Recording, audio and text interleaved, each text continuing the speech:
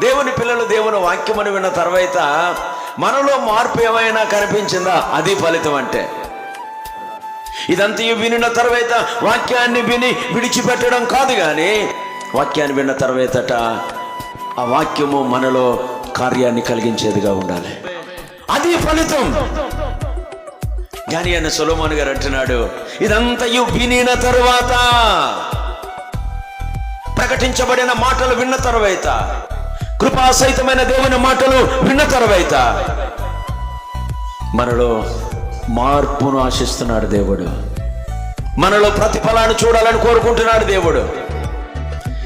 మనలో మంచి రిజల్ట్ చూడాలని కోరుకుంటున్నాడు దేవుడు.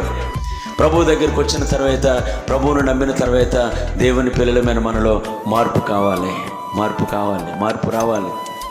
దేవునితో సహవాసం చేస్తున్నప్పుడు, దేవుని మాట వింటున్నప్పుడు మనలో మార్పు రావాలి. ఏం కనబడాలో తెలుసా? వాక్యమని విన్న తర్వాత దేవుడు ఏది ఆశిస్తున్నాడో తెలుసా? నీవు దేవునికి భయపడి బ్రతకాలని, భయపడి భక్తి చేయాలని. భక్తి అనగానే దేవుని పిల్లలారా లోక మాలిన్యం అంటకుండా కాపాడుకోవడం. మన భక్తి శక్తి కలిగిందై ఉండాలి. ఎందుకు ఆ శక్తి అనంటే దేవుని ఎదుట నిలవబడడానికి శక్తి కావాలి.